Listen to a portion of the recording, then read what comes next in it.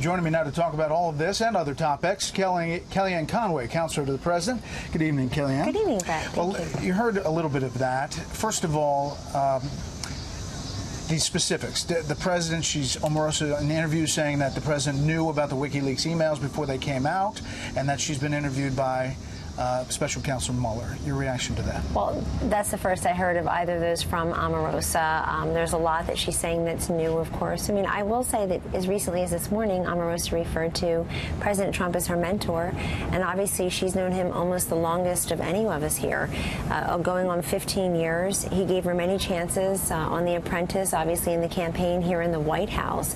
It's a privilege to work in this building for the country we all love every day, and that's the way I'd say most of us look at it. The president has made very clear the way he feels about this book, the way he feels about what he sees as a betrayal. He gave her many opportunities, and not only have I never personally heard the president use a racial slur against anyone in the 2+ years I've been at his side uninterrupted, Brett, I never heard Omarosa complain about the president doing that.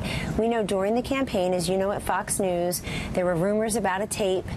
There were rumors about a dossier. Nobody could ever confirm the dossier, verify the dossier. No one ever came through with the tape. I mean, that's all we know. And then we came to work here on behalf of the people. And since we've gotten here, he's been the most successful president in modern times. You know, Sarah Sanders was asked that question today, and she said she's not been in every room, and she couldn't say what she didn't hear. And a lot of people jumped on that, about this tape lingering and if there is a tape. How do you get to the bottom of this? Is the president going to have to address this directly? He has addressed it. He addressed it on Twitter. He addressed it to everyone. I think that's very important. See, this president on social media, it's important. It's a democratization of information. Everybody hears the same thing at the same time. So let me ask, why does he feel compelled to keep tweeting about Omarosa? Doesn't that give more attention to this book and her charges? The president feels like he should be defending himself and also reminding everyone that he has given her many chances, including all the way here as assistant to the president in the White House. Here's the tweet, and I don't want to spend too much time on it, but it's obviously getting a lot of attention. When you give a crazed, crying lowlife a break and give her a job at the White House, I guess it just didn't work out. Good work by General Kelly for quickly firing that dog. First of all, a crazed, crying lowlife. Why did he hire her?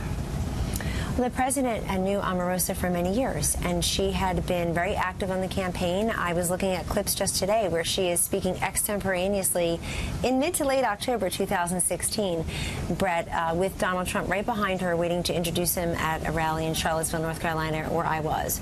And she was emphatic about how great he would be for all Americans, including African Americans. In fact, she worked here for 1 full year. And if I were Omarosa, I would try to take more credit for being part of what ended up being the lowest unemployment rate among African Americans, a pro-school choice, pro-charter platform for this president, prison reform, drug reform, so many different things, skills, training and education, higher education, things that will help everybody, including men and women of color. Years ago, or 2 years ago, people would tout this poll that Donald Trump had 1% among African Americans nationwide. That was a phony poll, but that didn't stop everybody from touting it. Now he's at 29% among African Americans in some polls. They see the progress.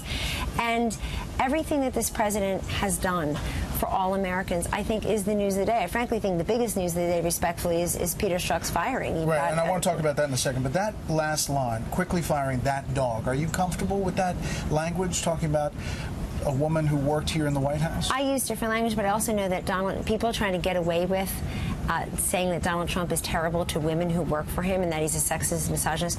Why would I be standing here in front of the White House working in this building if I didn't think this man was doing great for all Americans? And by the way, if I felt that he wasn't respectful toward women, he's an excellent boss to women. It's only some of the women out there on cable news every single day who are jealous or have no access or look at things through their own Twitter feed and not through reality who would think otherwise. I have always felt completely respected. This is a man, I was in Republican politics for decades. He elevated me at almost 50 years old to be his campaign manager. I was hiding in plain sight for other campaigns. It's he who did that. It's he who won. Put me in charge of that campaign, made me counselor to the president, made Omarosa assistant to the president. You mentioned the firing of Peter Strzok, and obviously the president has weighed in on all of that many times, most recently saying they were all in on it, clear Hillary Clinton and frame Donald Trump for things he didn't do, quoting Greg Jarrett on Fox and Friends. If we had a real attorney general, this witch hunt would never have been started, looking at the wrong people. The real attorney general Jeff Sessions endorsed him first, as you well know, on the campaign. He hired him as Attorney General. So is he suggesting that his Attorney General is not a real Attorney General? The Attorney General is doing a fabulous job on the matters for which he has not recused himself, like the MS-13 gangs, the synthetic opioid surge, so much having to do with law enforcement interdiction and the like. It is the part of this where he recused himself early on, I believe about March 2nd or so of 2017. That's been frustrating to the president. But I think the real point of that But I mean, the other stuff he's doing, is that not real as Attorney General? Well, it is, but he's talking about this whole investigation. He's talking about what the president says has been, the fix has been in from the beginning. Why doesn't he fire him? I think what's important is that Peter Strzok got fired. That's the firing that matters. You've got Peter Strzok, Andrew McCabe, Jim Comey. Bruce Orr is still at the Department of Justice on the taxpayer dollar. Why? When we know he was in cahoots with Christopher Steele trying to dig up dirt on Donald Trump. Why? Because they were so desperate to prop up their presidential candidate of choice, Hillary Clinton. They knew then she would be a turkey of a candidate. Very weak, very pathetic, uncompelling, unsaleable to the American public. And they thought they had to go get dirt on Donald Trump. The president is merely saying, let's investigate both sides of this equation. Now Peter Strzok left. Everybody saw him testifying in front of Congress. He looked like a punk with a smirk on his face. And now it's a big deal. He raised $300,000 on a GoFundMe page. Mainly that's what some people are doing with their Trump tax cuts, I think. I want to ask you two substantive questions, the things that make a difference to a lot of people. One, NAFTA. Is this coming to a conclusion? Is this going to be wrapped up, especially with Mexico? The team has been working very hard, I mean, literally day and night on the negotiations with Mexico. And the new Mexican president, along with our president... Mexico. Right, Mexico. Let me start there. They've been really working on this deal with Mexico and hoping maybe that can be a model for a deal with Canada. But you know this president, he prefers bilateral trade agreements to multilateral. He's made that very clear. But what he doesn't prefer is all the times Americans, American workers, American interests, American ideals have been screwed by these non-reciprocal, unfair, imbalanced trade deals. We have a $500 billion trade deficit because presidents right, left, and center, Brett, have made terrible deals, or I would say non-deals. This president has promised to balance that up. So with Mexico, folks have been working on this for a very long time. And they feel like they're in the final home stretches. They do. They feel like they're in the final home stretch. They make that very clear to us. I won't get ahead of the president in making the announcement, but dealing with Mexico separately and then perhaps Canada, we're hopeful for that. Last thing, prison reform. He said Thursday, one of the single most important things we're doing is to help former inmates creating jobs. Single most important. Are you thinking that it's reality that you're going to get prison reform across the finish line? The president is very committed to making sure that the people who have paid their debt to society and would be eligible for release do. But we also want to make sure that they're eligible for one of the 6.6 million jobs that have been created, the skills education, the employment opportunities. We're working with Secretary Acosta, Department of Labor.